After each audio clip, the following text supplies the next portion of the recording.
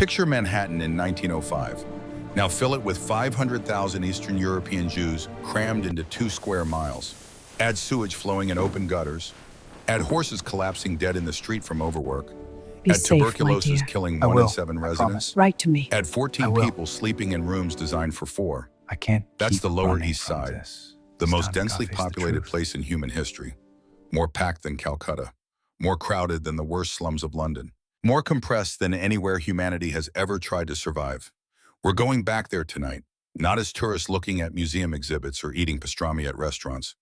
We're living it. One day. One person. Everything they saw, smelled, heard, and survived.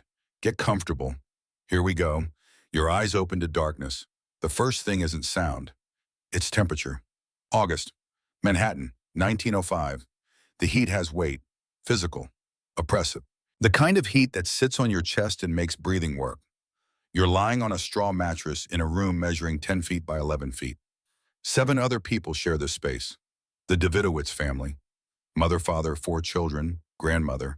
All of you breathing the same air. All of you leaking heat into the August night. The wooden floor beneath the mattress is warm. Not pleasantly warm, fever warm. Everything is warm. The walls are warm. The ceiling is warm. The whole tenement is an oven baking its inhabitants slowly through the summer months. There are no windows in this room. The window is in the hallway, shared by 12 families on this floor. The air doesn't move. It just sits there, thick and heavy, waiting. Then the smell hits you. It's not one smell. It's layers. If you've never experienced true poverty, you've never experienced this particular combination of stenches. Each one distinct. Each one building on the last until they create something that exists nowhere else on earth. Layer 1 sweat, not yours alone. 7 bodies in this room. The Davidowitz grandmother sleeping 3 feet away. Her sweat, your sweat. Mr. Davidowitz, who works as a butcher and carries the smell of blood and meat even in his sleep. His wife. Their 4 children, the youngest only 6 years old. All of you perspiring through cotton nightclothes that haven't been properly washed in weeks because water is scarce and soap costs money. Layer 2 onions, fried in chicken fat yesterday evening. The smell baked into the walls after years of cooking in this same room. The Davidowitz family has lived here for 3 years. Before them, another family. Before them, another. 15 years of onions and chicken fat soaking into plaster and wood. When it's hot like this, the walls sweat onion oil. You can see it sometimes, little beads of grease on the plaster. Layer 3, the privy, 3 floors down in the air shaft.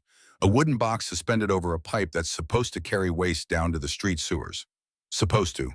The pipe is clogged more often than not. The privy gets emptied once a week when the landlord remembers to pay someone. Sometimes he doesn't remember.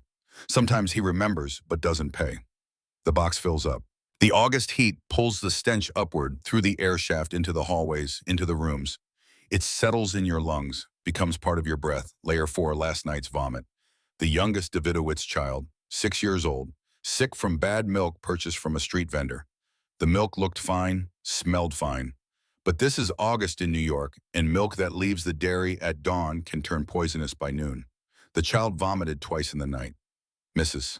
Davidowitz cleaned it as best she could with rags and the last of yesterday's water, but the smell dried into the floorboards. It's still there. Layer 5, rotting garbage from the street below. Horses died there yesterday. 3 of them. Collapsed from heat exhaustion while pulling a wagon loaded with bricks. The city will remove them eventually. But it's Sunday and the city doesn't work on Sundays unless there's a fire or a riot. So the horses lie there in the August sun, bloating and rotting. The smell rises 4 stories. Enters through the hallway window. Spreads through the building like water through a sponge. Layer 6, coal smoke. From 10,000 cook stoves and workshops within 3 blocks. Black smoke that stains the walls. That stains the curtains people hang to create privacy. That stains your lungs. Every tenement, every shop, every small factory burns coal. Cheap coal, dirty coal. Coal that fills the air with soot and sulfur. By evening, the air is visible, a gray haze that hangs between buildings like fog. Layer 7, poverty itself. This is harder to describe. It's not one thing. It's the accumulated smell of human waste and old clothes and desperation and too many people living in too little space for too long. Sweat that never fully washes away. Clothes that never fully dry. Bed linens that never get changed because there are no other bed linens to change into. It's the smell of survival, of doing whatever it takes to make it through another day. A particular stench that only exists when too many people live in too little space. Welcome to 97 Orchard Street, 4th floor. This is home. Darkness first. The sun isn't up yet. You can hear it approaching, though. The city waking up like a great beast stirring from sleep. The Shames is in the street below. The synagogue sexton. You can hear his wooden hammer knocking against shutters. Sharp cracks in the pre-dawn darkness. He's calling men to Shacharet, morning prayers at the Eldridge Street Synagogue. His voice carries up 4 stories. Yiddish words you've known since childhood. Words that mean the same thing in Bialystok, in Brooklyn, and 1,000 villages in between. The church bells start. Most precious blood on Baxter Street is closest. Its bells crash through the morning like hammers on anvils, calling Italian Catholics to early Mass. Those bells were installed in 1892. You know this because Mr. Davidowitz told you once. He knows everything about this neighborhood. Every building, every bell, every story. You're not Catholic, you're Jewish. But the bells don't care. They ring for everyone. They ring for no one. They just ring. Your name is Asher Steinfeld. You're 19 years old. You arrived here 14 months ago from Bialystok with $8.70 sewn into the lining of your coat and a cousin's address written on a piece of paper that turned out to be useless. Your cousin had moved 6 months earlier. Didn't leave a forwarding out address. Probably dead. Probably alive somewhere else. You never found out which. Everyone in Bialystok said America would make you rich. They weren't wrong about the opportunity. They just forgot to mention you'd probably die before you got there. That the city itself was designed to chew people up and spit them out. That survival was an accomplishment. That making it through 1 year was something to be proud of. You've made it 14 months. Not yet something to be proud of, but not nothing either. The mattress beneath you is straw. Loose straw in a cotton sack. It crackles when you move. The straw breaks down over time, becomes dust, gets into your lungs. You share this mattress with Mendel Rabinowitz, another apprentice, 18 years old. From Galicia, he's still asleep next to you, snoring softly. Smells like whiskey. He was out late last night, playing cards at Moskowitz's cafe on Essex Street, losing money he doesn't have, making promises he can't keep. This is normal. This is how most young men in the neighborhood live. Work 6 days a week, get paid Saturday night, spend Sunday drinking or gambling or visiting prostitutes on the Bowery. Start Monday morning broke and desperate. Do it all again. You don't do this, not because you're virtuous, because you can't afford to. You sit up slowly. The room is still dark. The Davidowitz family is beginning to stir. Mrs. Davidowitz is already up. You can hear her in the other room, the room that serves as kitchen and sitting room and workspace, lighting the coal stove, preparing to make breakfast for 7 people with whatever food is left from yesterday. Your clothes are where you left them, folded on the floor next to the mattress. A rough cotton shirt, gray with age and sweat. You bought it used off a pushcart on Hester Street for 20 cents. The man who sold it to you swore it came from an uptown household. Swore the original owner wore it only twice. This was a lie. The shirt has been worn by many men, washed many times. The fabric is thin in places, nearly transparent at the elbows. Trousers that were once black. Now they're charcoal gray, faded from sun and washing and wear. Shiny at the knees and seat from sitting and kneeling and the constant friction of work. You paid 30 cents for these. Also used. Also from a pushcart. Suspenders. Brown leather. One buckle broke last month. You tied it with string. 25 cents new. You bought them new because used suspenders are always stretched out. Unreliable. Better to spend the extra money and know they'll hold your trousers up. Boots. These are the worst. Black leather worn brown at the toes and heels. Holes in both soles. Not small holes, real holes. You can feel the street through them when you walk. Feel every cobblestone. Every piece of broken glass. The cobbler on Essex Street wants $1.25 to resole them. You don't have $1.25. Won't have $1.25 for months. So you walk with holes in your boots and hope it doesn't rain. Your one bit of pride is your vest. Dark brown wool. Nothing fancy. No embroidery or special buttons. But it's intact, clean, well made. It marks you as a skilled worker. An apprentice presser, yes, but still skilled. Not a common laborer shoveling coal or hauling ice or digging ditches. A craftsman. Someone with a trade. Appearances matter in this city. They matter more than almost anything. The difference between being hired and being ignored can come down to whether your vest is clean, whether your boots have holes, whether you look like someone worth investing in or someone who's already given up. You pull on the clothes in the darkness, the shirt first, the trousers, the suspenders, the boots with their holes, the vest last, carefully, making sure it sits right on your shoulders, making sure it looks professional even in the pre-dawn darkness when no one can see it anyway. There's a basin of water on a small table near the door, a ceramic basin chipped at the rim. The water is warm, not hot, warm, brownish yellow. You got this water yesterday afternoon from the pump on Hester Street, 4 blocks south. You waited in line for 40 minutes, behind Mrs. Katz with her screaming baby, behind old Davidowitz, different Davidowitz, not related, who moves like molasses in January. The pump draws from the Croton Aqueduct, built in 1842. 63 years ago, a marvel of engineering when it was new, brought clean water from upstate reservoirs down to Manhattan, changed everything, saved thousands of lives. But that was then. Now the water passes through lead pipes, mixes with sewage from broken connections, sits in wooden barrels on street corners for days in the summer heat. By the time it comes out of the pump on Hester Street, it's warm and brown and smells faintly of copper and rot. You drink it anyway. Everyone drinks it. What choice is there?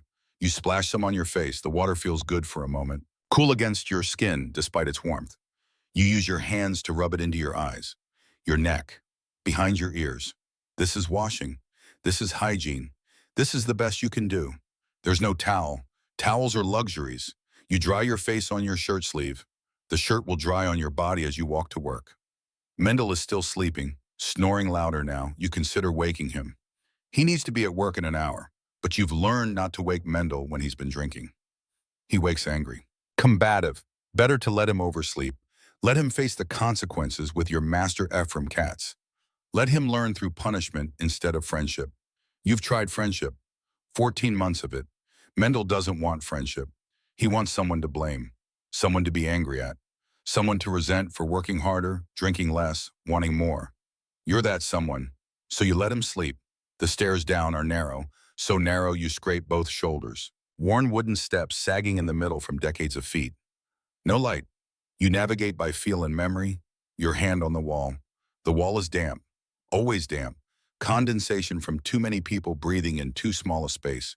4th floor down to 3rd, past the Cohens, the Levines, the Kaplanskys, all still asleep or just waking. The sounds of morning starting. Babies crying, couples arguing in Yiddish and Russian and Polish. The tenement coming alive. 3rd floor down to 2nd. The smell of cooking starts here. Potatoes frying in oil. Onions. Coffee, real coffee from somewhere. Someone has money. Someone can afford luxuries. 2nd floor down to 1st. Past the Rosenbaums, past the Greenfelds. More voices, more smells. The building is a living thing, a beast with 100 hearts beating at different rhythms. You step out onto Orchard Street into chaos. It's 5:45 in the morning, and Orchard Street is already a war zone. Pushcart vendors are claiming their spots, setting up their displays of pickles and herring and used clothes. 2 women are screaming at each other in Yiddish about whose corner this is, whose it was yesterday, whose it will be tomorrow. Their voices carry over everything else, high and sharp and furious. A horse just defecated right in the middle of the street, massive, steaming in the morning air. Within seconds, a man appears with a bucket and shovel, scooping it up. Horse manure sells as fertilizer. 5 cents a bucket to farmers who come in from New Jersey and Long Island. Everything has value. Everything can be sold. Children are already in the streets, not playing, working. A girl no older than 8 is selling pretzels from a basket, 2 cents each. She's shouting her price over the noise of everything else. Her voice is hoarse. She's been doing this for hours already. Started before dawn. A boy is fighting with another boy over something in the gutter. A rag maybe, a piece of metal, something that can be sold. They're not playing. This is serious. This is survival. One of them will win, the other will go home empty-handed. When I say crowded, I need you to understand what that means in 1905 Lower East Side. This isn't modern crowded where you might have to weave between people on a busy sidewalk. This isn't even concert crowded or stadium crowded. This is chaos.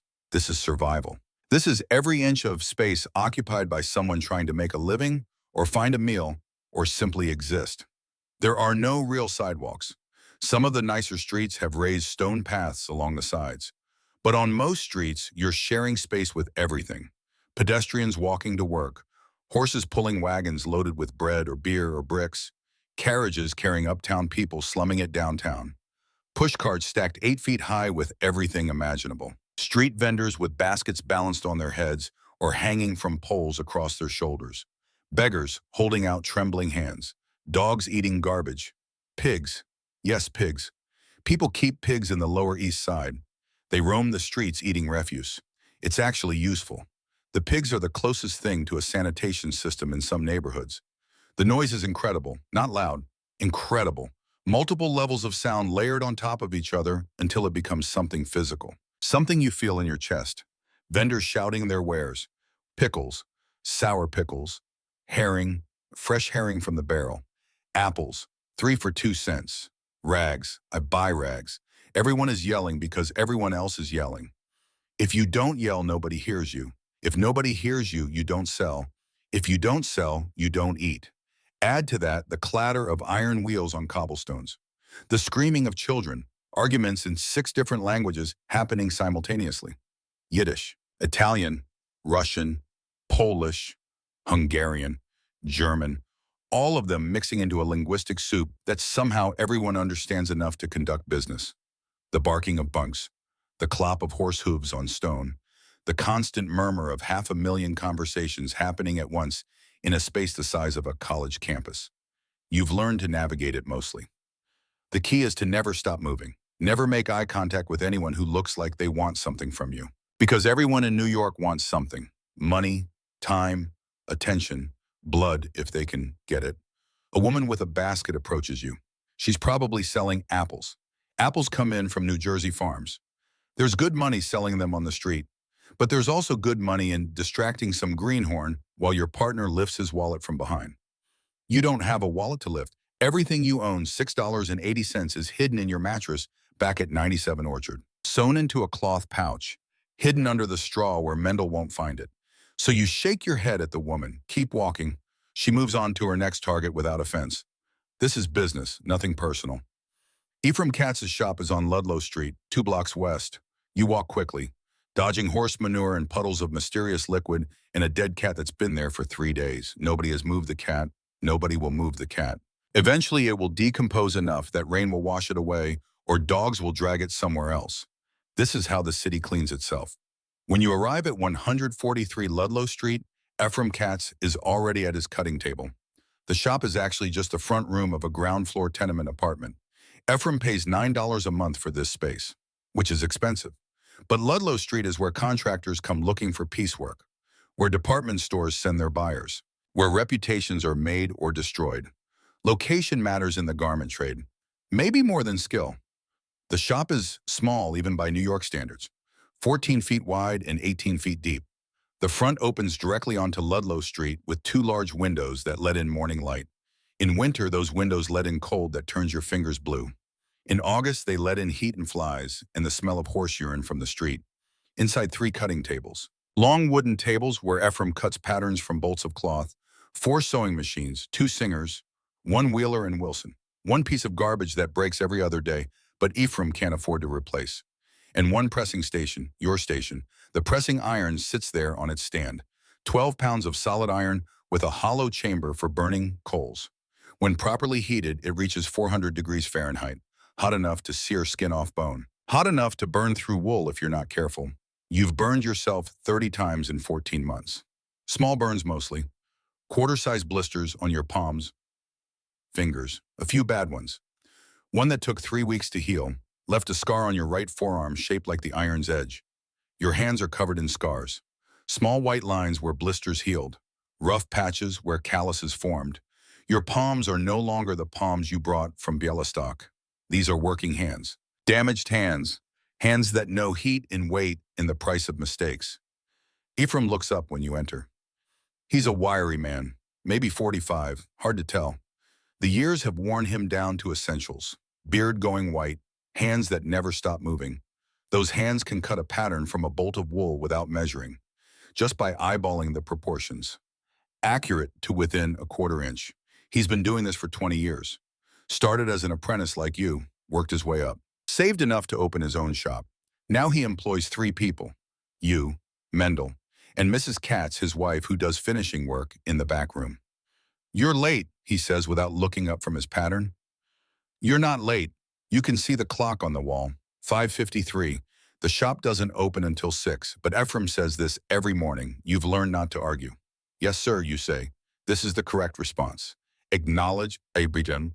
Don't defend. Move on. You walk to your pressing station. Light the coals in the iron's chamber. Not too many. 6 pieces. Exactly 6. Too many and you overheat the iron. Too few and it won't hold temperature. You learn this through failure. Through scorched fabric and Ephraim's anger and having to pay for ruined material out of your commission. 6 pieces of coal. Light them with a match. Wait 8 minutes for the iron to heat. This is the routine. This has been the routine for 14 months. This will be the routine until your apprenticeship ends. The shop smells like wool and coal smoke and sizing. Sizing is the starch solution they use to stiffen fabric. It smells chemical, sharp, gets in your nose and stays there. Along the walls, bolts of fabric are stacked to the ceiling. Black wool for men's coats, gray wool for trousers, brown cotton for linings, thread in 20 colors, buttons by the gross, chalk and shears and measuring tape and all the small tools of the trade. It's not glamorous, but it's honest trade. And Ludlow Street is the place to do it. You've been here 14 months, but the scale of this street still amazes you sometimes. Back in Bialystok, your whole neighborhood probably had fewer people than this single street holds at any given moment. The name Ludlow comes from some English lord who owned land here back when Manhattan was still mostly farms. Now it's tenements stacked 5 and 6 stories high, each building crammed with shops and families and workshops. The street itself is barely wide enough for 2 wagons to pass, but it's alive, vital. This is where work happens. This is where money is made. Not the big money, not the uptown money, but enough. Enough to survive. Enough to send something home to the old country. Enough to save a few dollars if you're careful. Your wages are $1.25 per week. Let that number settle, $1.25. In 1905 Manhattan, here's what that means. Rent at 97 Orchard Street is $2 per week for bed space shared with Mendel. You each pay $1, plus 50 cents for 1 meal a day from Mrs. Davidowitz. Usually soup, sometimes with meat, usually without. Food beyond that meal costs roughly 25 cents per week. A pickle from a cart is 3 cents. A knish is 3 cents. Day-old bread is 2 cents. You eat standing up, you eat walking, you eat when you can afford it. Total expenses $1.75 per week. Your income $1.25 per week. You are losing 50 cents every week. The only way you survive is through commissions. When Ephraim sends you to buy thread, he gives you 35 cents. You walk to Epstein's shop on Grand Street. You negotiate. Thread should cost 27 cents. Epstein will ask for 30. You'll offer 25. You'll settle at 27. Maybe 28 if Epstein is stubborn. You bring the thread back to Ephraim. You give him the change. Maybe 7 cents. Maybe 8. He knows you kept some. He knows exactly how much you kept. But as long as you bring back the thread and don't spend everything on yourself, he doesn't care. This is the system. This is how apprentices survive. These small commissions. 5 cents here, 10 cents there, maybe 20 cents in a good week. In 14 months, you've saved $6.80. $6.80. Your entire fortune. Hidden in a mattress in a tenement where 14 people sleep in 2 rooms. Back in Bialystok, your mother is sick. Your father died 3 years ago. Pneumonia. Your sister Anna, 12 years old, works the small farm alone. They need money, real money, $20 for medicine, for food, for survival. You've sent $12 in 14 months. It's not enough. It will never be enough. But you keep trying because what else can you do? The iron is hot now. You test it with spit. The oldest test, the most reliable. You wet your finger with saliva. Touch it to the iron's surface. Too cool and the spit sits there. Too hot and it evaporates instantly. Perfect and it dances. Jumps around on the hot surface for half a second before disappearing. The spit dances. The iron is ready. A coat arrives at your station. Ephraim brings it over from the sewing machines. Black wool. Men's overcoat. Already sewn. The seams are rough, puckered in places. The fabric bunches where it should lay flat. Your job is to make it look like it was never touched by human hands. This is the art. This is what separates good pressers from bad ones. This is what keeps you employed while others get fired. You dampen a rag in water, wring it until barely moist. Not wet, damp. There's a difference. Wet creates steam. Steam creates burns. Damp creates the perfect amount of moisture to help the fabric accept heat without damage. You wipe the seam. One smooth motion. The fabric darkens slightly where the water touches. Then you lift the iron. 12 pounds. Your right arm has grown thick from this. Muscles you didn't have in Bialystok. Muscles built from lifting this iron hundreds of times a day for 14 months. You position it over the dampened seam. Lower it carefully. Apply pressure. Not crushing pressure, firm pressure. The fabric should flatten but not compress. There's a sweet spot, a perfect amount of pressure that sets the seam without damaging the weave. You count. 1, 2, 3. Lift. The seam is flat, perfect, invisible. Too little pressure and the seam stays puckered. Too much and you burn a hole straight through. 3 seconds. That's your window. Your margin for error is half a second. You've learned this through failure, through ruined coats, through Ephraim's anger, through having to work extra hours without pay to make up for mistakes. But now you're fast, confident. Your hands know what to do without your brain having to tell them. There are 14 seams on a men's overcoat, 2 sleeves with 4 seams each, 2 side panels with 2 seams each, 1 back panel with 2 seams. Each seam requires 3 to 4 presses to get completely flat. That's 50 presses per coat, minimum. At 3 seconds per press, that's 2.5 minutes of pure pressing time. Add setup, add coal management, add inspection, add moving the coat between presses. 7 minutes per coat. Total. Ephraim's shop produces 30 coats per week. You press all of them. That's 210 minutes of pressing. 3.5 hours with the 12-pound iron in your hand every week. Your right arm aches constantly. Your back screams by Wednesday. By Saturday, you can barely lift the iron. Sunday, you rest. Monday, you do it again. But you're getting faster. Last month, you pressed 32 coats. This month, you'll press 35. Faster means more work. More work means more commissions. More commissions means more money sent home. This is the bargain. Your body for their survival. Around noon, Ephraim calls you over to his cutting table. I need you to make a delivery, he says. This is common. Ephraim doesn't leave the shop during work hours. Someone has to deliver finished goods to customers, usually you. Where, you ask? Uptown, 23rd Street. A man named Morrison, John Morrison. He runs a textile business. I'm giving him 6 vests. Good vests. Tell him the price is $8. Not $7.50, not $7.75, $8. Understand? You understand. Ephraim hands you a package wrapped in brown paper and tied with string. 6 vests. You can feel their weight. Quality work. The kind that goes to uptown customers who can afford to be selective. Don't lose the package. Don't get robbed. And don't accept less than $8. Yes, sir. He gives you 8 cents for streetcar fare. Round trip, 4 cents each way. You walk west toward the Bowery. The Bowery is the dividing line between the Lower East Side and the rest of Manhattan. East of the Bowery is immigrants and tenements and sweatshops. West of the Bowery is everything else. The streetcar arrives, horse-drawn car on rails, packed with people heading uptown for work. You pay your 4 cents. Grab a strap hanging from the ceiling. The car lurches forward. You ride north, watching the city change through the windows. The tenements thin out. The streets get wider. The buildings get taller. By the time you pass Union Square at 14th Street, you're in a completely different New York. Buildings here are stone and brick instead of wood. Streets are paved with proper cobblestones instead of dirt and garbage. People dress better, walk different. Even the air smells cleaner. Less sewage. More horses, which is actually an improvement. At 23rd Street, you get off. And there it is, the Flatiron Building. You've heard of it, everyone has. But seeing it in person is something else entirely. The building rises 22 stories into the air at the intersection where Broadway, 5th Avenue, and 23rd Street meet. It's shaped like a triangle, like a flatiron, hence the name. Wedge-shaped to fit the weird triangular plot of land, designed by Daniel Burnham, completed in 1902, just 3 years ago. The steel frame was manufactured in Pittsburgh, shipped to New York, assembled on site. The exterior is terracotta and limestone. The height is 285 feet to the roof, 307 feet to the top of the flagpole. People said it would collapse in the first strong wind. It's still standing. You stand there on the corner of 23rd and 5th just looking up. A country boy from Bialystok staring at a building taller than anything he ever imagined existed. The morning light hits the terracotta and makes it glow golden. The windows, hundreds of them, reflect the sky.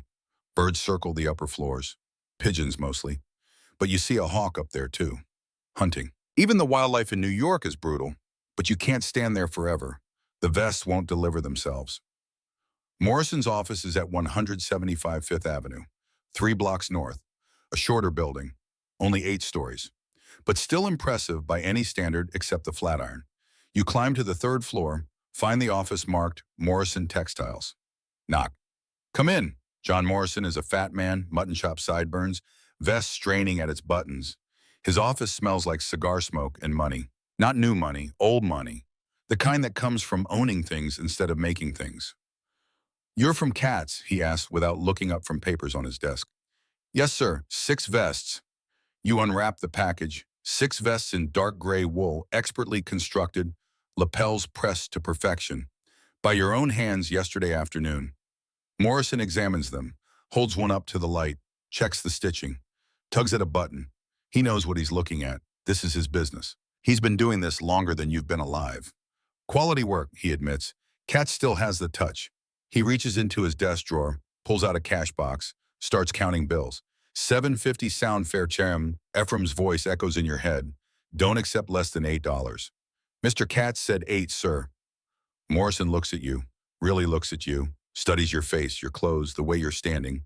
He's trying to decide if you'll cave. If you're desperate enough to take $7.50 just to avoid confrontation, you've learned something in 14 months.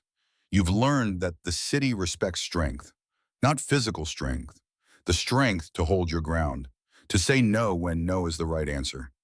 These vests are pure wool, sir, from a mill in Massachusetts. Double-stitch seams, reinforced buttonholes, feel the weight. These will last 10 years of daily wear. You won't find better work anywhere on Fifth Avenue. This is true. Ephraim doesn't produce garbage. Every piece that leaves his shop is quality. That's his reputation. That's why Morrison orders from him instead of from the hundreds of other shops on the Lower East Side. Morrison is quiet for a moment. Then he laughs. Not a mean laugh, more like respect. "You've got stones, kid. I'll give you that." He counts out $8, 8 $1 bills, hands them to you. "Tell Katz I said he's training you right." You take the money. Count it twice. $8. Fold it carefully. Tuck it into your inside vest pocket where nobody can grab it without you noticing. "Thank you, Mr. Morrison. Get out of here before I change my mind." Outside, you allow yourself a moment. Just a moment. You just negotiated with an uptown textile merchant and won. Walked out with full price. No discounts. No compromises. That means something. You head back toward 23rd Street. But instead of going straight to the streetcar, you take a detour. You want to see the Flatiron building up close. The base of the building is surrounded by pedestrians, all of them moving with purpose. Men in suits carrying briefcases. Women in long skirts and elaborate hats. A completely different species from the pushcart vendors and sweatshop workers of the Lower East Side. You walk around the narrow end, the point of the triangle, look up. From here, the building seems impossibly thin, like it's a stage set, a facade with nothing behind it. But it's real, solid, steel and stone and terracotta rising 22 stories into the sky. A police officer is stationed at the corner.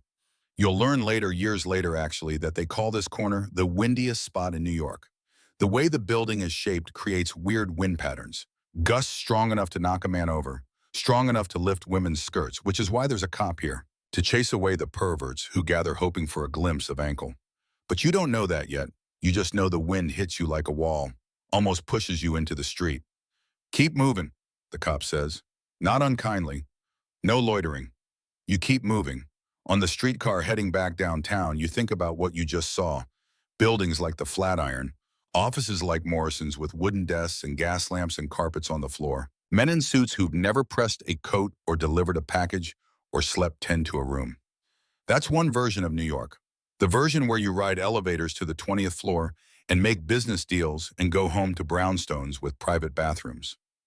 Then there's your version. The version where you sleep on a straw mattress, crawling with bedbugs, and share a room with 8 strangers in press coats for 12 hours a day, in August heat for $1.25 a week. Both versions exist in the same city. sometimes in the same building. Rich people upstairs, poor people in the basement.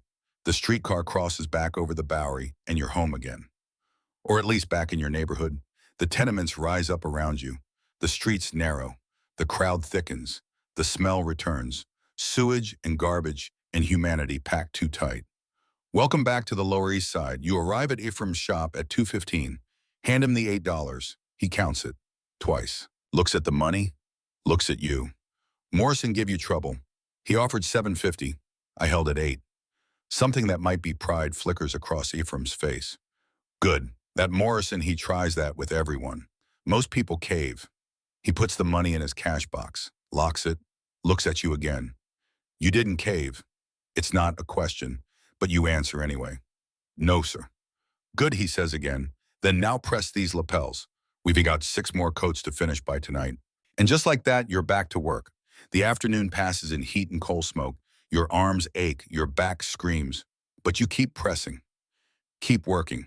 Because what else is there? At 7:30, Ephraim closes the shop, counts the day's receipts.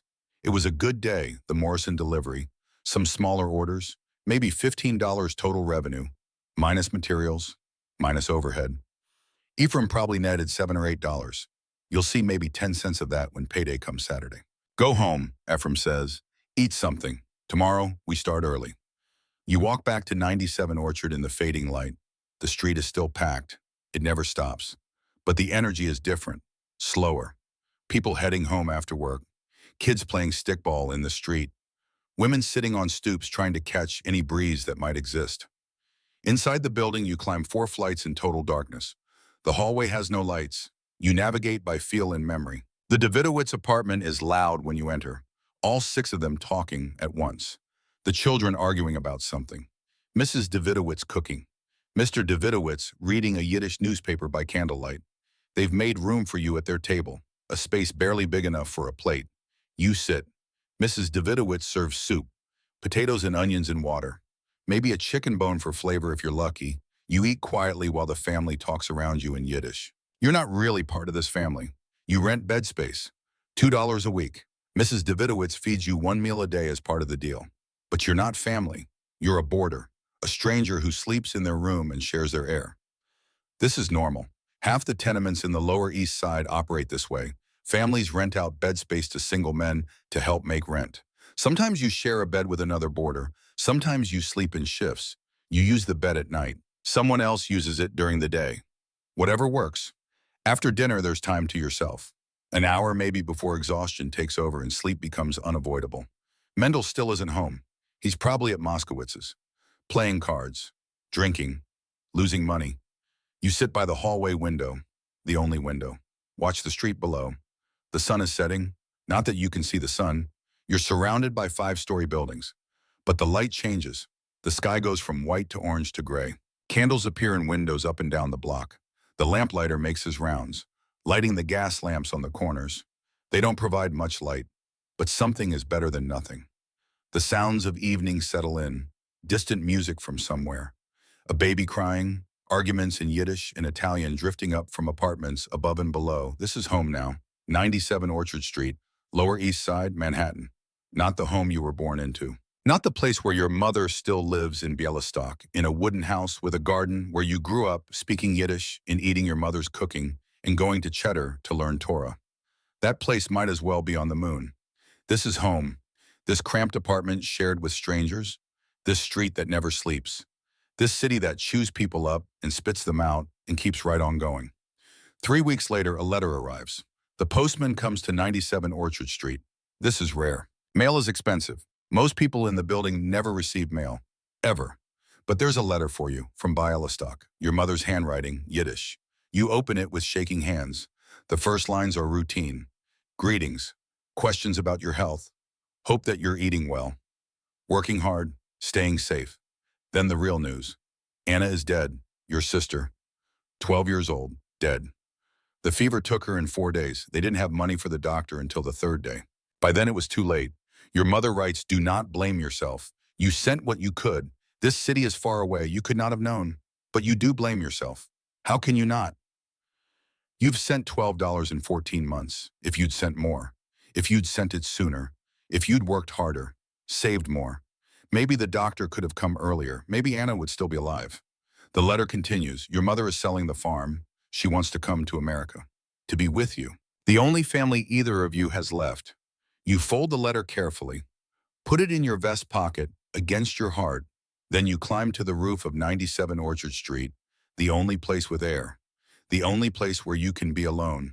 You sit on the tar paper, still warm from the day's sun, look out over the Lower East Side, a sea of tenements stretching in every direction, hundreds of buildings, thousands of windows, tens of thousands of people, all of them trying to survive. Mendel finds you there an hour later.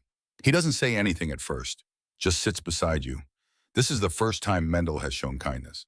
Usually he's drunk, usually he's angry. Angry that you work harder, that Ephraim likes you more, that you're succeeding where he's failing. But tonight he just sits. After a long time he speaks. My brother died in Galicia. Cholera. I wasn't there either. I was already here, trying to make enough money to bring him over. He died before I could. You say nothing. This city takes everything, Mendel continues, but it gives you a chance to build something new. Your sister would want you to keep going, to not give up. You think about this. Anna, 12 years old, working the farm alone, dying while you pressed coats 1,000 miles away. My mother wants to come here, you say. She's selling the farm. She'll have maybe enough for passage, but she'll need a place to live. Food, money for rent until she finds work. How much? $50, maybe more. Mendel whistles. $50 might as well be 1,000. You have 6 saved to 680, so you need 43.20 more.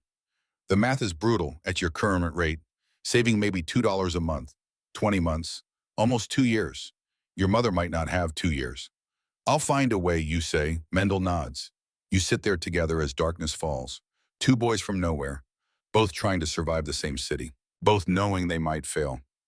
But not tonight. Tonight you're still here, still alive, still trying. And maybe that's enough. The morning after the letter, you wake at 5:15, earlier than usual. You couldn't sleep. Every time you closed your eyes, you saw Anna, 12 years old, working the farm, alone, dying. The room is still dark. The Davidowitz family still sleeping. Mendel snoring beside you. The same sounds, the same smells, the same heat pressing down. But everything feels different now. Your sister is dead, your mother is alone, and you're here, pressing coats, making $1.25 a week, losing 50 cents a week, going backwards while your family dies. This has to change. You dress in the darkness, same shirt, same trousers, same vest, same boots with holes. But when you button the vest, you touch the letter in the pocket. The paper is thin, worn from being folded and unfolded, read and reread. Your mother's words, I want to come to America, to be with you. $50. You need $50. You walk to Ephraim's shop in the pre-dawn darkness. The streets are quieter at this hour. The pushcart vendors haven't set up yet. The children aren't out, just a few workers like you. Bakers heading to ovens, butchers heading to markets.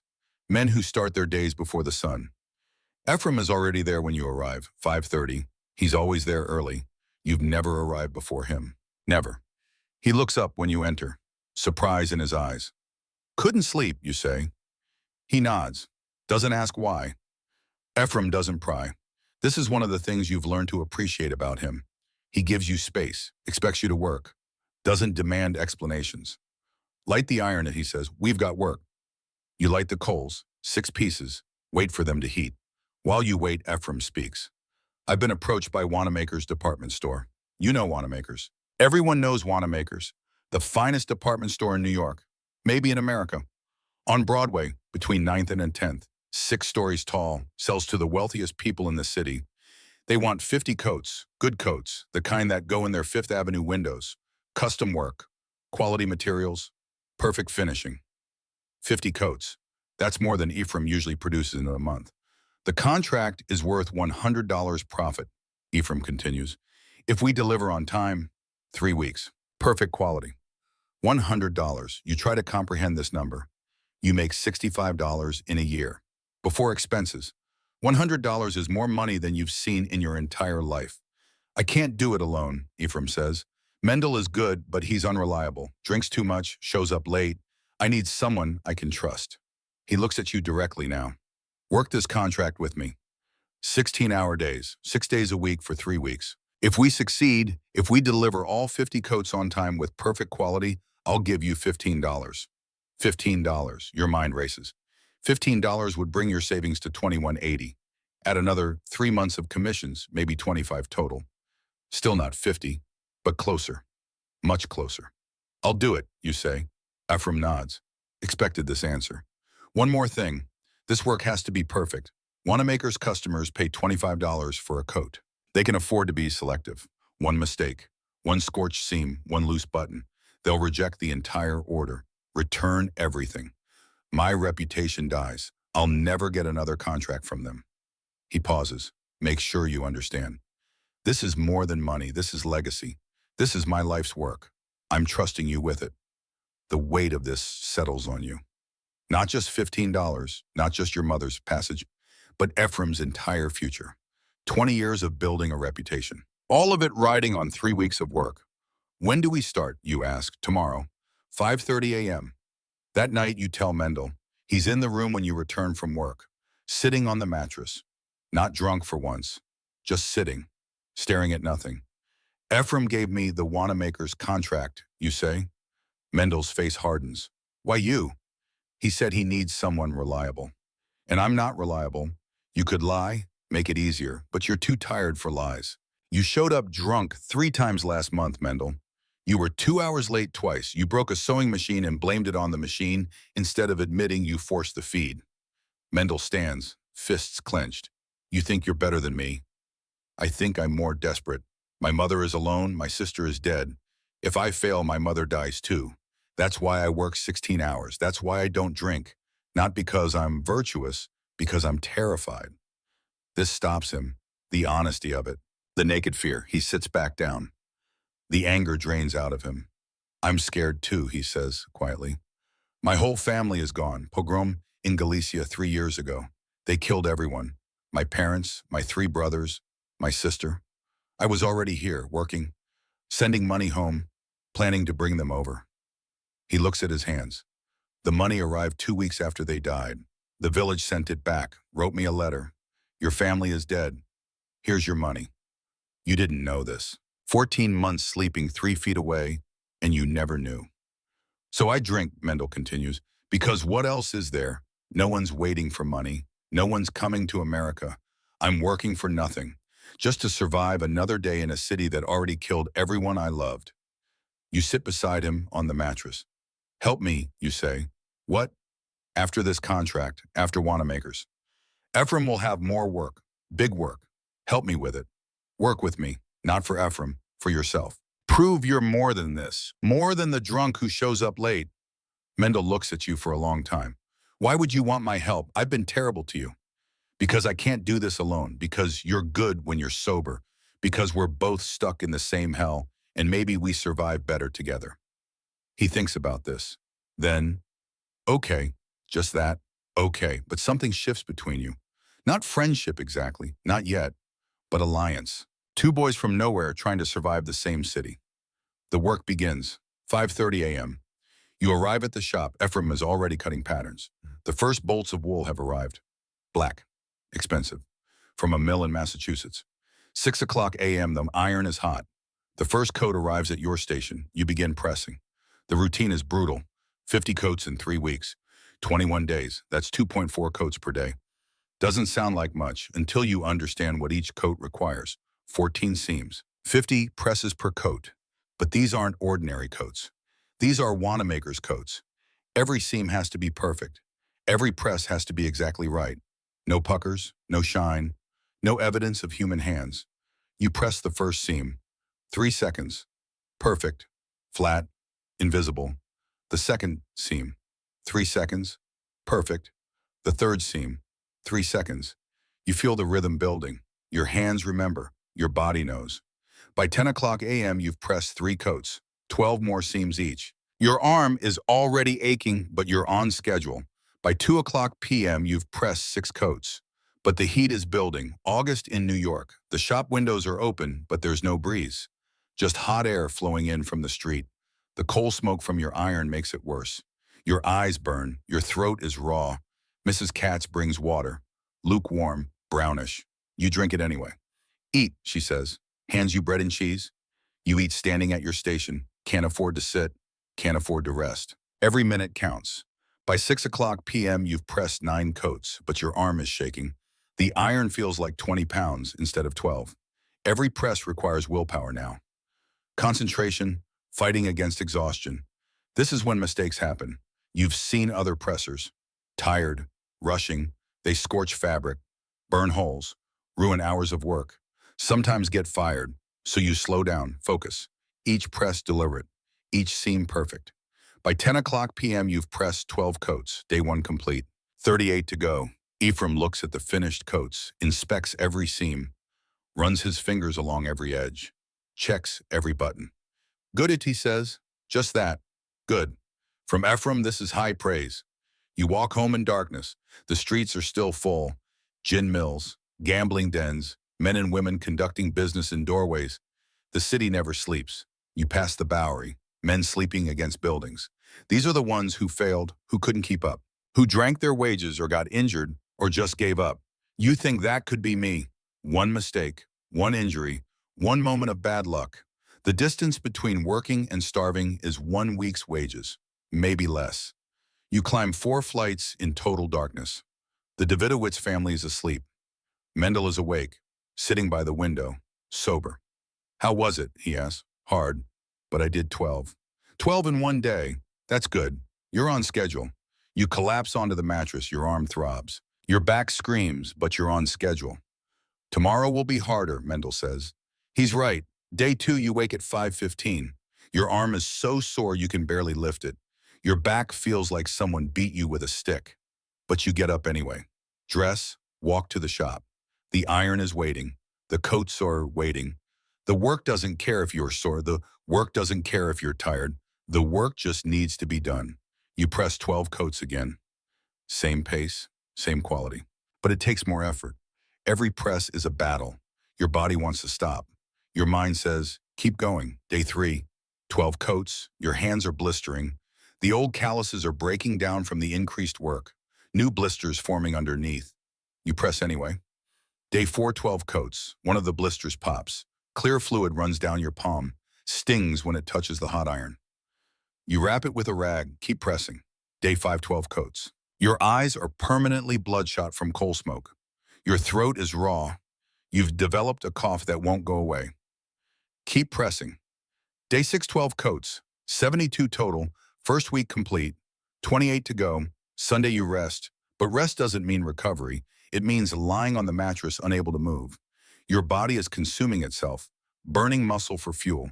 You've lost weight. Your clothes hang looser. Your face is gaunt. Mrs. Davidowitz brings soup.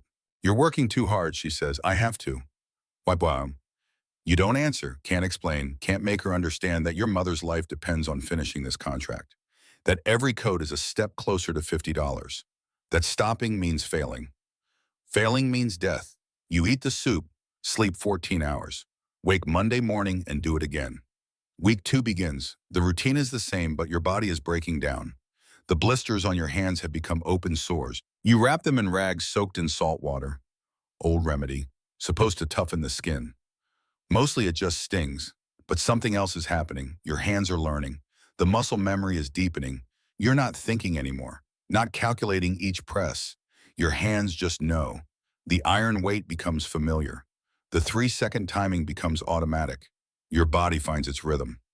Monday 12 coats, but they take less effort than last week. Your hands are faster, smoother. Tuesday 13 coats. You've gained speed. Ephraim notices, watches you work for a few minutes, then comes over. You're getting better, he says, and thank you, sir. No, I mean really better, not just faster. Better, look. He holds up a coat you pressed this morning, points to a lapel. This seam, look at it. You look, it's perfect. Completely flat. No evidence of pressing. Like the fabric was born this way. I've been doing this 20 years, Ephraim says. I can't press better than this. You've mastered it. Something swells in your chest, pride maybe, or just recognition. After 14 months of burning yourself and making mistakes and ruining fabric, you've actually mastered something.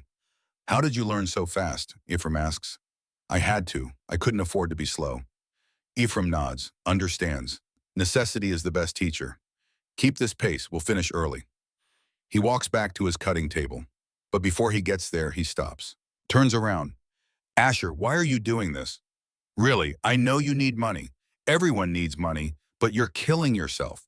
Working 16 hours a day, not drinking, not playing cards, not even talking to girls. Why, you think about lying, but Ephraim has trusted you, given you this opportunity. He deserves honesty. My sister died. My mother is alone in Bialystok. She wants to come to America. I need $50 for her passage, for rent until she finds work, for food. You pull out the letter, show him. The paper is soft now from being handled. Ephraim reads it slowly. His lips move slightly. His Yiddish is rusty but good enough. He hands it back. $50 is a lot. I know. The 15 I'm paying you, that's not enough. It's closer. It's something. Ephraim is quiet for a long moment. Then, finish this contract, perfect quality, on time. I'll give you $20 instead of 15. $20. You can't speak, can't process this. And I'll raise your weekly wage to $2. You've earned it. You're not an apprentice anymore. You're a journeyman. You just didn't know it yet. $2 per week. That's a 60% raise. That changes everything. Thank you, sir. I won't let you down. I know. Now get back to work. You pressed 13 coats that day. Could have pressed 14, but you don't want to rush. Quality over speed. Wednesday morning, week 2. You arrive at 5:30, but someone else is already there. Mendel, he's standing at one of the sewing machines, sober, clean, wide awake. Ephraim looks up from his cutting table, surprised. Mendel, you're early. Yes, sir, I want to help with the Wanamaker's contract. Ephraim looks at you. You nod slightly. Can you press sleeves? Ephraim asks. Yes, sir. Show me. Mendel lights a second iron, waits for it to heat, tests it with spit, takes a coat sleeve, dampens the seam, presses. 3 seconds. Lifts. Perfect. Ephraim inspects it, nods. You can press sleeves. Asher will do lapels and collars. More delicate work. You two work together. Understand? Yes, sir, you both say. And just like that, you're a team. The dynamic changes immediately. With Mendel handling sleeves, you can focus on the detail work. Lapels, collars, button plackets. The parts that customers see first. The parts that define quality. The rhythm develops naturally. You call out, sleeve ready. Mendel responds, send it. You pass the coat. He presses the sleeves, passes it back. You do the collar and lapels. Move to the next coat. No wasted motion, no redundant communication, just work. Clean, efficient, professional. By end of day Wednesday, 17 coats, 7 more than your usual pace. Thursday, 18 coats. Friday, 18 coats. Saturday, 19 coats. Week 2 complete, 38 coats in 6 days. Total 110 coats. You're ahead of schedule. Sunday, you and Mendel sit on the roof of 97 Orchard, looking out over the Lower East Side. The city spreads before you, endless tenements, smoke rising from 10,000 chimneys. Thank you, Mendel says. For what? For asking me to help, for giving me a reason to stop drinking. For the first time in 3 years, would I feel like I'm building something instead of just surviving. You understand this, the difference between survival and purpose, between getting through the day and working towards something. We're going to finish early, you say. 50 coats in 3 weeks. We'll do it in 2.5. Mendel nods. What will you do with $20, he asks. Send it home. Add it to my savings. 6 months from now, I'll have enough to bring my mother to America. And then we're together. That's all I want. To not be alone anymore. Mendel is quiet for a long time. Then, I envy you. Having someone to work for. Someone waiting. You have yourself. That's enough. Is it? You don't have an answer for that. Week 3 begins. Monday through Wednesday, 60 coats complete, ahead of schedule by 10 coats. Thursday morning, Ephraim calls you and Mendel to his cutting table. The work is excellent, better than I expected. We'll finish tomorrow. Friday, 4 days early. He pauses, making sure you're both listening. I want to talk about something. I've been watching you two work. The way you coordinate, the efficiency, the quality. You're not just apprentices anymore. You're journeymen, real craftsmen. He pulls out his ledger, shows you numbers. My regular production 30 coats per week, revenue about $40. Profit after materials and wages maybe $15. He flips to another page. With you two working together, 50 coats per week possible. Revenue $70. Profit $35. The numbers are staggering. I'm raising both your wages to $2 per week. And if you continue working together like this, if the quality stays this high, I'll give you both a percentage. 10% of profit above my normal baseline. Split between you. You do the math quickly. Normal profit $15 per week. New profit $35. Difference $20. 10% $2. Split $1 each. That's an extra dollar per week. $4 per month. Your total income would be $12 per month instead of $5. Do you accept? Ephraim asks. Yes, sir, you both say. Ephraim nods, marks something in his ledger. Good. Now finish these coats. We deliver to Wanamaker's tomorrow afternoon. Friday morning, the last 10 coats are pressed by noon. All 50 complete. Perfect quality. Ephraim inspects each one personally, checks every seam, every button, every stitch. He finds 2 minor flaws. A hem slightly uneven, a button thread 1 millimeter too long. He fixes them himself. Then he loads all 50 coats into a wagon, hires a boy to help transport them, prepares to deliver them to Wanamaker's on Broadway. Wait here, he tells you and Mendel. I'll be back in 3 hours. You wait. The shop is quiet without Ephraim, without the constant activity. Mrs. Katz makes tea. You drink it slowly, savoring the moment of rest. Mendel is nervous, pacing. What if they reject them, he asks. They won't. The work is perfect. But what if? Then we did our best. That's all we can do. 3 hours pass, like 3 years. Finally, Ephraim returns. He's smiling, actually smiling. You've never seen Ephraim smile. They accepted all 50, paid in full, and ordered 30 more for next month.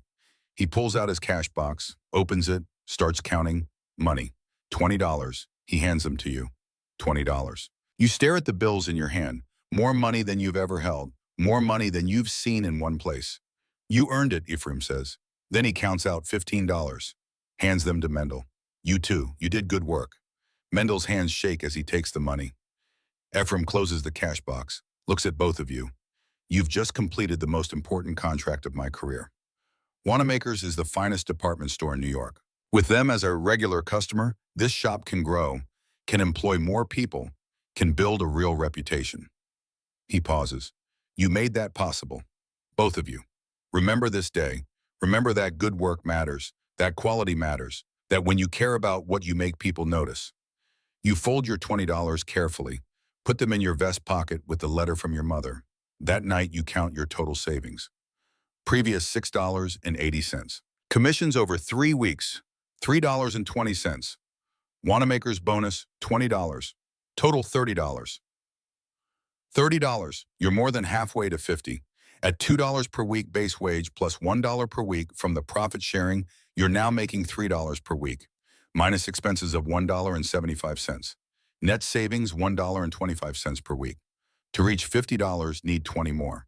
At $125 per week, 16 weeks. 4 months. By Christmas, you'll have enough to bring your mother to America. You write her a letter that night, by candlelight, in Yiddish. Dear Mama, I have good news. I've been promoted. My wages have increased significantly. I now make $3 per week. I have $30 saved. By Christmas, I will have 50. Enough for your passage to New York. Enough for rent and food until you find work. Start preparing. Sell the farm. Say goodbye to the neighbors. Pack what you can carry. You'll arrive at Ellis Island. I'll be waiting. We'll live together in New York. It will be hard. The city is brutal. But we'll be together. That's all that matters. Your loving son, Asher. You seal the letter. Add $22. Keep 8 for emergencies and living expenses. The next morning, you mail it. 4 cents for international postage. The letter will take 6 weeks to reach Bialystok. Her response will take another 6 weeks. 3 months total. Just in time. The weeks that follow fall into a new rhythm. Monday through Saturday, work at Ephraim's shop. 5:30 a.m. to 8 p.m., pressing coats with Mendel. The Wanamaker's orders keep coming. 30 coats per month. Regular as clockwork. Sunday rest. But rest now means something different. Not collapse, not exhaustion, just normal tiredness. The kind that comes from honest work. You and Mendel become something like friends. Not close. You don't share everything. But there's respect, trust. You've worked together through the hardest contract either of you has ever done. That creates a bond. One Sunday in October, Mendel suggests Coney Island. What's Coney Island, you ask? You've been in New York 14 months and you don't know Coney Island. I've been working. Exactly, you need to see something besides tenements and sweatshops. Come on, it costs 15 cents for the train, maybe another 30 cents for food. We can afford it now. You hesitate. 45 cents is 3 days of food.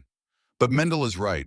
You've been in America 14 months, worked every day, never seen anything except the route between Orchard Street and Ludlow Street. Okay, you say. Sunday morning, October 1905. You and Mendel take the elevated train from the Bowery. The train runs on tracks above the street. You can see down into the city as you travel. Tenements giving way to smaller houses, then factories, then empty lots. The train carries you south through Brooklyn, through neighborhoods you've never seen. Williamsburg, Crown Heights, Flatbush. The city goes on forever. Just when you think you've reached the edge, there's more city. Finally, the ocean. You've never seen the ocean. Not really. You crossed the Atlantic on a steamship from Hamburg 14 months ago. But you were in steerage, below deck, packed with 600 other immigrants. Seasick, scared, you barely saw daylight for 10 days. But this is different. This is the ocean as it's supposed to be seen. Blue-green water stretching to the horizon. Waves rolling in, crashing onto sand. The train arrives at Coney Island at 10:30 a.m. You step off onto a platform overlooking the beach. And for a moment, you just stand there, staring. The beach is packed with people, thousands of them, maybe tens of thousands. All of New York seems to have come here to escape the city, people swimming in the water or trying to swim. Most people don't know how to swim. They just wade in up to their waists, splashing and laughing, people lying on blankets on the sand, children building castles, vendors selling everything imaginable, ice cream, hot dogs, lemonade, popcorn.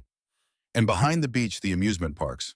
Coney Island in 1905 has three major parks: Steeplechase, Luna Park, Dreamland, all of them competing for crowds. All of them filled with rides and attractions and spectacles designed to separate working people from their pennies. Mendel heads straight for Luna Park. You have to see this, he says. You pay 10 cents to enter. Inside, it's like stepping into a fever dream.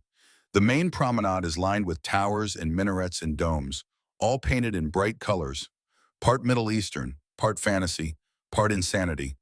Nothing matches, nothing makes sense, and it's glorious. Everywhere you look, there's something designed to amaze you. A ride called Trip to the Moon, where you board a fake spaceship and experience what it would be like to fly to the moon. 5 cents. You don't ride it. Too expensive. A building full of mirrors that distort your reflection. Free. You spend 5 minutes there just watching yourself stretched and compressed and twisted.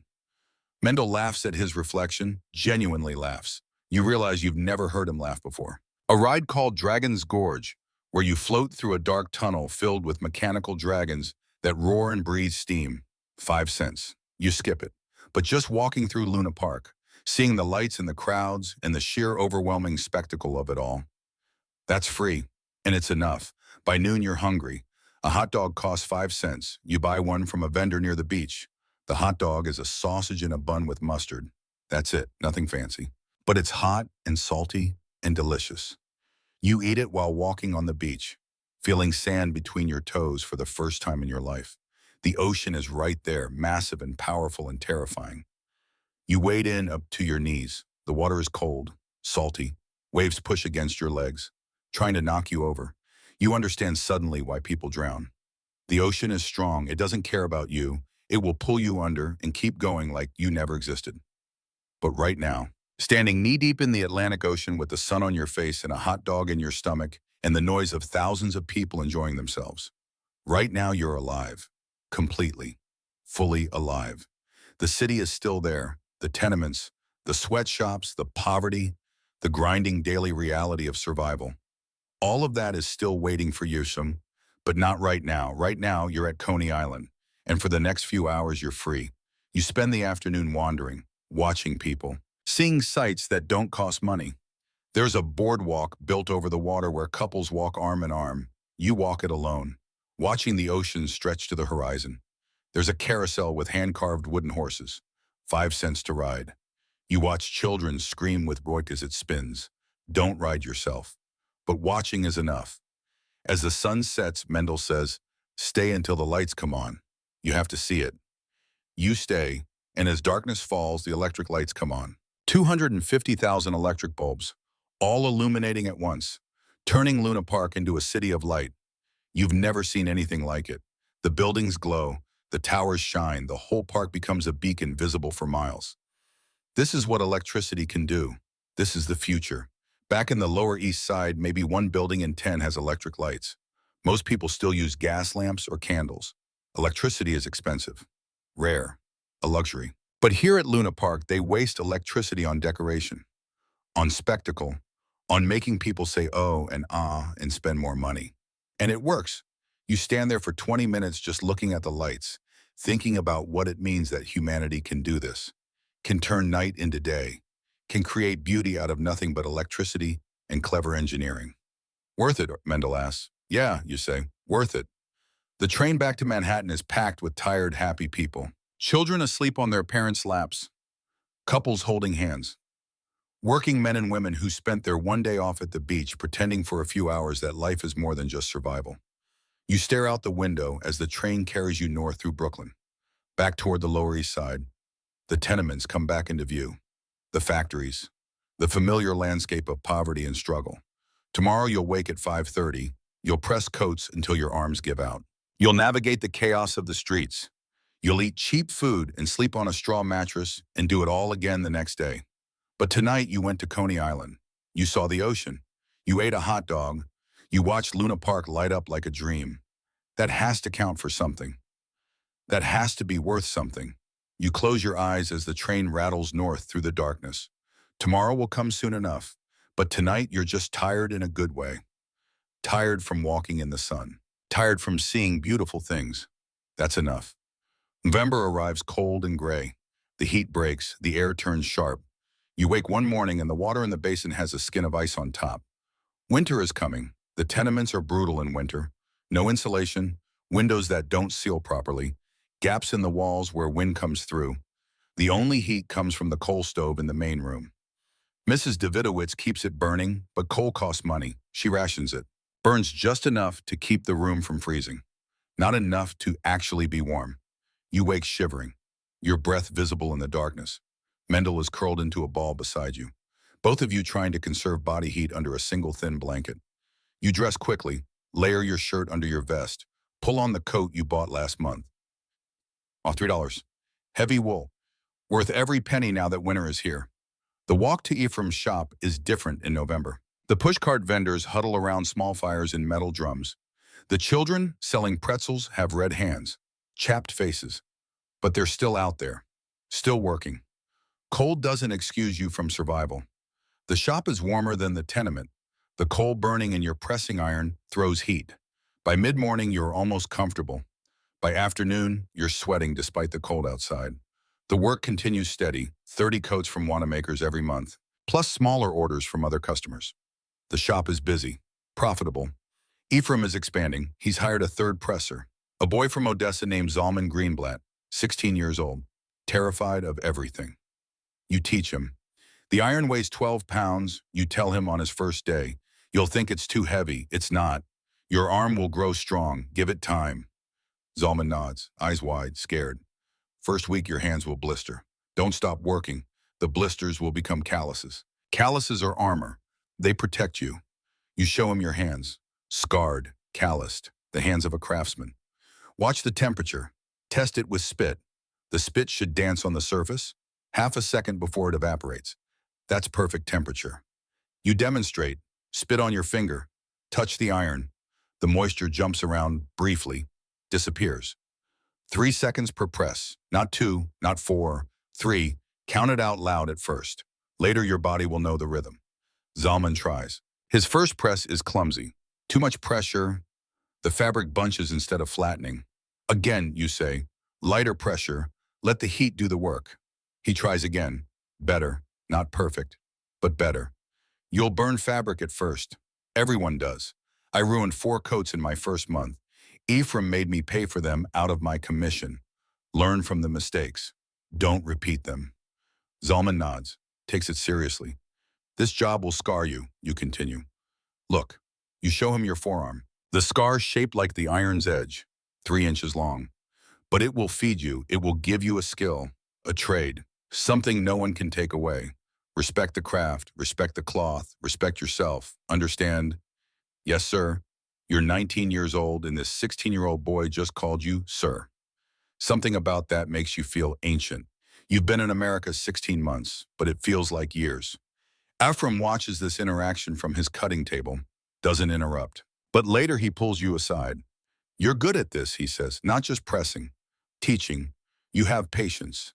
You explain things clearly. You remember what it's like to be new. Thank you, sir. I'm serious, Asher. I'm getting old. 45 is ancient in this business.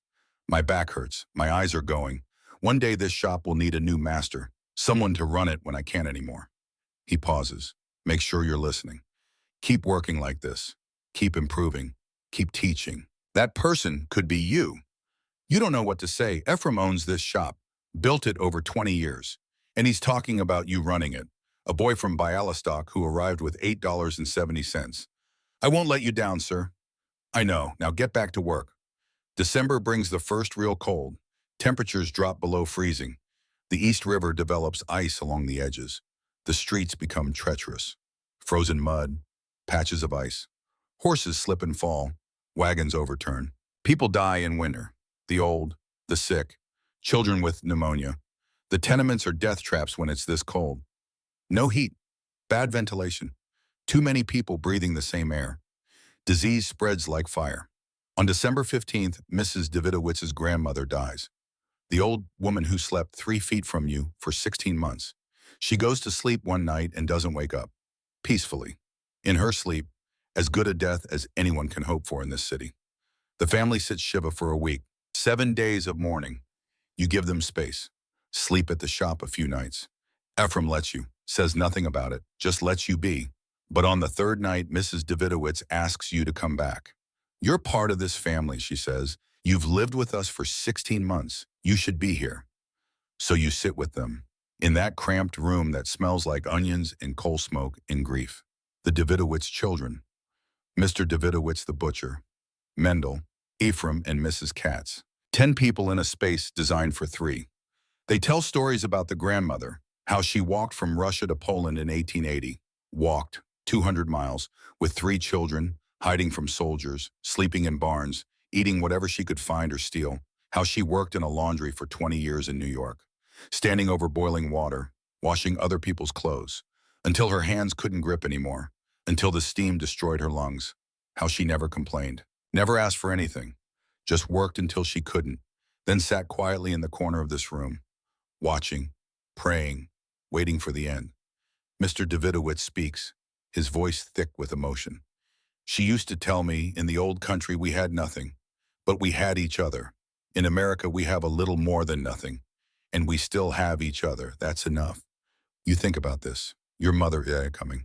3 months from now. April. She'll live in a tenement like this. Sleep in a room with strangers. Work until her hands give out. Just like the grandmother. But she'll be here. With you. Together. And maybe that is enough. The letter arrives in January. You've been expecting it for weeks. Waiting, checking with the postman every few days. Finally, a letter from Bialystok. Your mother's handwriting. You open it with shaking hands. My dear Asher, I received your letter and money. I cried when I read it. Not from sadness, from joy, from relief, from hope. Yes, I will come. I've sold the farm. 400 rubles. Enough for passage and a little extra. Enough to start over. I'll leave in February. The ship departs Hamburg on February 20th. Arrives New York approximately March 4th, depending on weather. I'm old. I'm tired. But I'm strong enough for this. Strong enough to cross an ocean. Strong enough to start a new life in a new country. I'm doing this for you, so we can be together. So neither of us has to be alone. See you in spring. Your loving mother. You read it 3 times, memorize every word. March 4th, 6 weeks away. 6 weeks and your mother will be here. In New York. In America. Safe. You've been working toward this for 16 months. Every burned hand, every aching back, every 16-hour day, all of it leading to this moment. March 4th, you mark it on a calendar Ephraim keeps in the shop. Circle the date in pencil. Count the days. 42. The weeks pass in a blur of work. You press coats, train Zalman, save every penny. Your total savings now $48.60. Close enough to $50. You'll make up the difference with next week's wages. You start preparing. Find a tenement on Rivington Street that has a room available, smaller than the Davidowitz apartment. Just one room, but it will be yours and your mother's. The landlord wants $4 per month. Expensive, but it has a window, real window, that faces the street. Sunlight comes in, fresh air. These things matter. You pay the first month in advance. Move your things, your clothes, your savings sewn into a cloth bag. The letter from your mother, that's it. That's everything you own. Mendel helps you move. Strange, he says. We've shared a bed for 16 months. Now you're leaving. You can visit. It won't be the same. He's right. Something is ending, a chapter closing. You're not a greenhorn anymore, not a boy sleeping 10 to a room. You have your own place, your own life. You're becoming something different. Thank you, you tell Mendel, for everything, for teaching me the streets, for working with me on the Wanamaker's contract, for being a friend. Mendel looks uncomfortable with emotion, changes the subject. Your mother will like it here. The window is nice. Yeah, the window is nice. March 4th arrives cold and clear. You take the day off. First time since the Wanamaker's contract. Ephraim approves without question. Family is more important than coats, he says. Hands you $2 for the ferry, for food, for whatever you need. You take the ferry to Ellis Island. 2 cents. The same ferry you took 16 months ago going the other direction. When you were the immigrant. Scared. Alone. Hoping America would save you. Now you're on the other side, the American side, waiting for your mother. The ferry terminal is packed. Hundreds of people, maybe thousands. Sons meeting mothers, husbands meeting wives, families reuniting after years of separation. You wait with them, scanning every face, looking for her. The ship arrives at noon, from Hamburg, carrying 800 immigrants. The same route you took, the same journey. The passengers disembark slowly, processed through Ellis Island. Immigration inspections, health checks. The machinery of America deciding who gets in, who gets sent back. You wait, and then you see her. Your mother, smaller than you remember, grayer, older, wearing a black coat that's too big for her, carrying a single battered suitcase that contains everything she owns, but alive. She sees you, drops the suitcase, starts crying. You run to her, push through the crowd, embrace for the first time in 16 months. She's crying, you're crying, neither of you can speak. Finally, she pulls back, looks at you, really looks at you. You're so thin, she says in Yiddish. Her voice is the same, exactly the same, like no time has passed. You're so old, you say. She laughs through tears. I'm 52. I've been old for years. You pick up her suitcase. It's lighter than you expected. Everything she owns weighs maybe 20 pounds. Come on, you say, I'll show you home. The ferry back to Manhattan, then the walk through the Lower East Side. Your mother looks around with wide eyes, taking it all in, the tenements, the push carts, the crowds, the noise, the smell. This is New York, she asks. This is the Lower East Side. This is where immigrants live, where we live. You take her to the room on Rivington Street, unlock the door, let her in. One room, maybe 12 feet by 14, a window facing the street, a coal stove in the corner, 2 cots, a small table, 2 chairs, a basin for washing. Your mother looks around, sets down her suitcase. This is it. This is it. She nods slowly. It's more than we had in Bialystok. After Papa died, after we sold most of the furniture. She walks to the window, looks out at the street below. Push carts, vendors, children playing, the constant motion of the city. It's so loud. You get used to it. Do you think about this? Mostly. Some nights I still can't sleep, but mostly. She turns from the window, looks at you seriously. Tell me the truth, Asher. Is it worth it, America? Is it worth leaving everything behind? You consider lying, telling her what she wants to hear, but she deserves honesty. It's hard, harder than anything I've ever done. The work is brutal. The city is dangerous. People die here every day from disease or accidents or just giving up. You pause. But I have a trade now. A skill. I make $3 a week. That's more than I could ever make in Bialystok. I have a future here, options, possibilities. You pull out your savings, $48.60. Show her. I saved this in 16 months. Sent you $22. Saved this much more.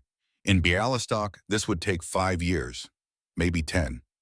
She touches the money gently, like it might disappear. You did this? You saved this much? Yes, she's crying again. Anna would be so proud. Your father would be so proud. I hope so. Then she reaches into her coat, pulls out a cloth bag, heavy. It clinks when she sets it on the table. I sold the farm for 400 rubles, she says. That's about $200 American. I used some for passage, but I have 180 left. You stare at the money, $180, more than you've ever seen in one place. Mama, that's yours, for emergencies, for when you're old. I'm old, she says, but I'm not helpless. I want to invest it in your future, our future. She opens the bag, shows you. Bills and coins. A fortune. Tell your master Ephraim. Tell him I have money to invest in the shop, to buy better equipment, hire more workers, expand, whatever he needs. Your throat tightens. Can't speak. I'm not just surviving, Asher. I'm building, contributing. This is our new life. Let's build it together. You embrace her again. This time she's not crying, neither are you. You're just grateful. That night, Mrs. Davidowitz brings food, soup, bread. Welcome to New York, she says to your mother. It's terrible here, but we survive together. Your mother smiles. First real smile since arriving. Other neighbors come, introduce themselves. Mr. Davidowitz the butcher, the Cohens from the third floor, the Greenfelds, people you've lived near for 16 months but barely spoke to. They bring small gifts, a candle, a blanket, a tin of tea, things they can barely afford to give, but they give them anyway. This is the Lower East Side. This is how it works. Everyone is poor. Everyone is struggling. But when someone new arrives, you help. Because someone helped you. Because tomorrow you might need help. Because this is how communities survive. Your mother is overwhelmed. So many people, so much kindness. This is home now, you tell her. These are our neighbors, our family. Mendel arrives last, brings a bottle of wine. Real wine, not the cheap stuff. For celebration, he says, welcome to America. You drink, all of you, crowded into that small room, celebrating, talking, sharing stories. Your mother tells them about Bialystok, about the farm, about Anna's death. She cries. They comfort her. These strangers who became neighbors, who are becoming friends. By midnight, everyone has left. Just you and your mother. Sitting in the room on Rivington Street. 2 cots, 2 chairs, 1 window. Tomorrow I'll look for work, she says. Rest first. You just crossed an ocean. I can't rest. I need to work, need to contribute. I won't be a burden. You're not a burden. You're my mother. She smiles, tired, but genuine. When did you grow up? When did you become a man? Somewhere between pressing my first coat and my 1000th. Somewhere between arriving alone and building a life. She touches your hand. Her fingers are rough, calloused. Workers' hands, like yours. I'm proud of you, Asher. More than you know. You don't trust yourself to speak. Just nod. That night you lie on your cot, your mother on the other cot across the room, both of you in the darkness, listening to the city outside, the sounds that never stop. For the first time in 16 months, you're not alone. Your mother is here, safe, breathing, alive. That was the goal. You reached it. Everything else is just details. Spring arrives slowly. March gives way to April. The cold breaks. The ice melts. The city comes alive again. Your mother finds work at a laundry on Delancey Street. 8 hours a day, 6 days a week, standing over boiling water. Washing clothes, $1 per week. It's hard work. She comes home exhausted. Hands red and raw, back aching. But she doesn't complain. It's honest work, she says. I've done worse. Between your $3 and her $1, you bring in $4 per week, minus $4 per month for rent, minus food, minus coal. You save about $3 per week now. The savings grow. $50, $60, $70. Combined with your mother's investment, the household has real resources. You're not just surviving anymore. You're building something. A life, a future. One day in April, Ephraim calls you to his office, the back room where he keeps his ledger, where he handles business. Sit, he says. You sit. I've been thinking about the future, this shop. What happens when I'm gone? You're not going anywhere, sir. I'm 45. In this business, that's old. My father died at 50. Heart attack, right at his cutting table. I've probably got 5 years left. Maybe 10 if I'm lucky. He pulls out papers, legal documents. I'm making you a partner. 20% ownership. You'll keep your regular wages, but you'll also get 20% of net profits. And when I die, you have first right to buy the remaining 80%. Fair market value. You can't process this. Can't understand what he's saying. Why? Well, because you've earned it. Because you're the best presser I've ever trained. Because you're teaching Zalman the same way I taught you. Because you care about the work. He slides the papers across the table. Because I trust you. You look at the papers. Partnership agreement. Legal. Official. Your name. Asher Steinfeld. Next to Ephraim Katz. 20% of the shop. Then you remember. My mother has money, $180. She wants to invest it in the shop for expansion. Ephraim's eyes widen. $180 from selling her farm. She wants to help build something. Ephraim is quiet for a long moment, thinking. With that money, I could buy 2 more machines, hire 3 more workers, take contracts I've had to turn down. We could double production, maybe triple. He looks at you. Your mother would own equity too, maybe 10%. You'd have 30% combined, I'd have 70. We'd be real partners, a real business. Let me talk to her. Do that, but Asher, sign this first. You sign, summer comes, the heat returns, but somehow it's different now. Less oppressive. You've survived one New York summer, you can survive another. The shop is busier than ever. With your mother's investment, Ephraim bought new equipment, hired 4 more workers. The shop now produces 70 coats per week. Wanamaker's orders 60 per month. Macy's takes the rest. Your mother's 10% ownership means she earns dividends. Not much, but enough that combined with her laundry wages, she's building her own savings. Mendel has stopped drinking entirely. Works every day, on time, sober.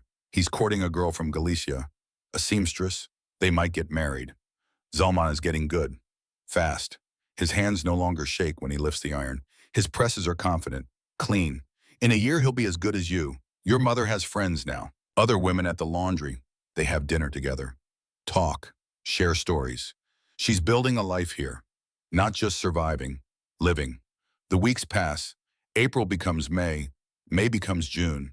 The shop grows. Your mother settles into her rhythm at the laundry. You teach Zalman. Press coats. Build the future one seam at a time. One Sunday in June, when the weather is perfect, you take your mother to Coney Island. She's never seen the ocean. Never imagined anything like Luna Park with its 250,000 electric lights. You buy her a hot dog, ice cream. Watch her face light up like a child's when the lights come on at sunset. This is America, she says. This is what we came for. Not the tenements, not the sweatshops. This, beauty, possibility, wonder. You nod. She's right. America isn't the struggle. The struggle is just the price you pay. America is this, standing on a beach with your mother, watching electric lights turn night into day, knowing that tomorrow you'll wake up and work hard and build something that lasts. 1 year later, April 1907. You've been in America 32 months now. You're standing at your pressing station, teaching a new apprentice, a boy from Lithuania named Jacob. Different Jacob, not Mendel's real name. Just coincidence. The iron is hot, the coats are waiting, the work continues, but you're different now. Not the scared boy who arrived with $8.70. Not the apprentice burning his hands and ruining fabric. You're a craftsman, a partner, a teacher, someone who matters. Ephraim walks over, watches you teach for a moment, then speaks. You know what I've learned in 20 years? What, sir? The work outlasts us. Those coats you press today, some of them will survive 50 years, maybe 100. Long after we're both dead, someone will hold one. Feel the perfect seams, the invisible work, and they'll know someone cared about this. He pauses. That's legacy, not money, not buildings. The work we do, the care we put into it, that's what survives. You think about this. All the coats you've pressed, hundreds of them, maybe thousands, each one carrying your work out into the world, each one a small piece of you that will outlast your body. Is that enough, you ask? The work surviving, even if we don't? Ephraim considers this. For me, it is. I have no children, no family except my wife. This shop is my legacy. These coats are my children. When I'm gone, they'll still be here, still warming someone, still serving. He looks at you directly. You have more than that. You have your mother, You have this shop. You have students you're teaching. You have a future that's just beginning. Yes, sir. So make it count. Make it matter. Do work you're proud of. Work that lasts. I will, sir. He nods, walks back to his cutting table. You turn to young Jacob. Show him how to test the iron temperature, how to dampen the fabric, how to press for exactly 3 seconds. The same lessons Ephraim taught you, the same lessons you taught Zalman, the same lessons Jacob will one day teach someone else. The work continues, generation to generation, craftsman to craftsman. That's the real legacy. Evening comes to Rivington Street, June 1907, 16 months since your mother arrived, 32 months since you came to America. You walk home from the shop. The streets are familiar now. Every corner, every building, every vendor. This is your neighborhood, your city, your home. The room on Rivington Street is small but clean. Your mother has made it nice. Curtains on the window, a tablecloth, small touches that make it feel like more than just a place to sleep. She's already home from the laundry, making dinner, potatoes and onions, simple food. But there's enough. Always enough now. You eat together, talk about your days. She tells you about the women at the laundry, the gossip, the small dramas of working class life. You tell her about the shop, about young Jacob's progress, about the new order from Macy's. Normal conversation, the kind families have, the kind you never thought you'd have again after Papa died, after Anna died. But here you are, having it. After dinner, you sit by the window, watch the street below. Summer evening, children playing, couples walking, the city alive with possibility. Your mother sits beside you. Do you ever miss Bialystok? She asks. You think about this honestly. Sometimes I miss the quiet, the space, being able to see the sky. You pause. But I don't miss being poor in a place with no future. I don't miss watching everyone around me slowly starve because there's no work, no opportunity. So America was worth it. America is hard, harder than I ever imagined. But yes, it was worth it. Well, she's quiet for a long moment. Then Anna would have loved it here, the electricity, the buildings, the ocean. I know. I think about her every day, wonder what she'd be doing, who she'd be. Me too. You sit in silence, remembering, grieving, but also grateful. Grateful you're here, grateful you're together, grateful you survived.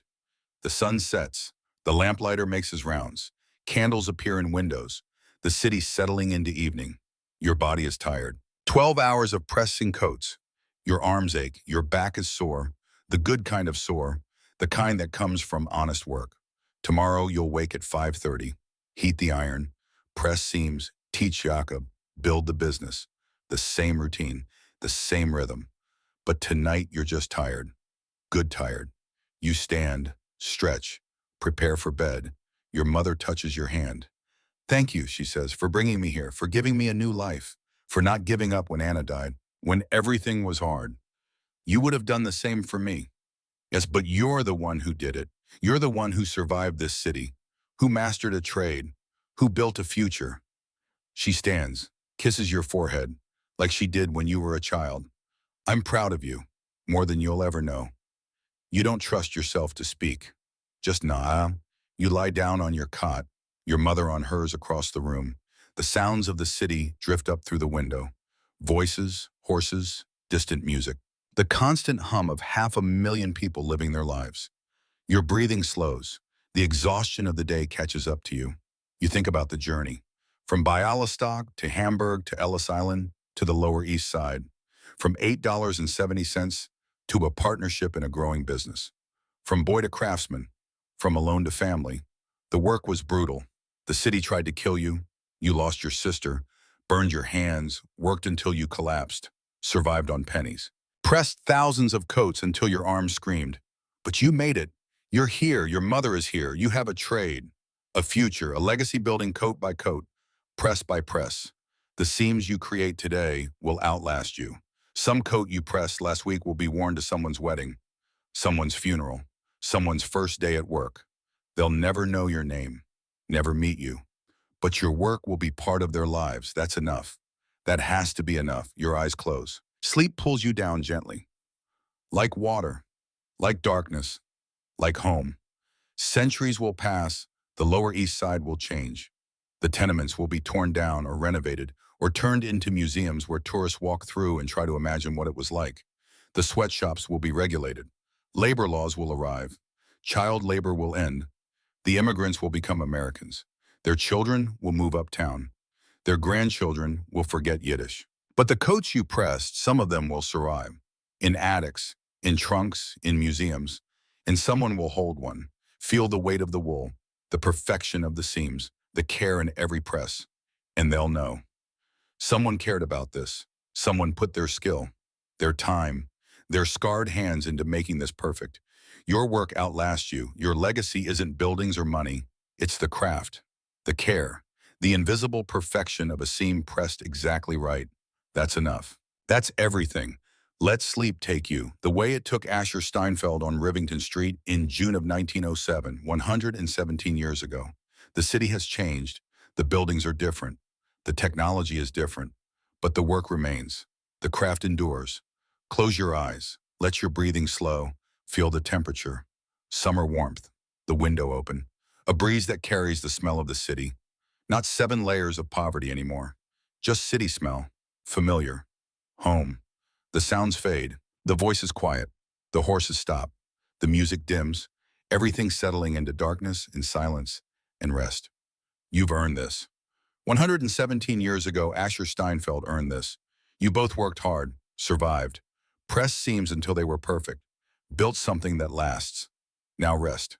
Let the darkness hold you. Let sleep carry you away. Tomorrow the work continues. Tomorrow there are more coats to press, more seams to perfect, more legacy to build. But tonight there's just this, the quiet, the warmth, the gentle pull of sleep.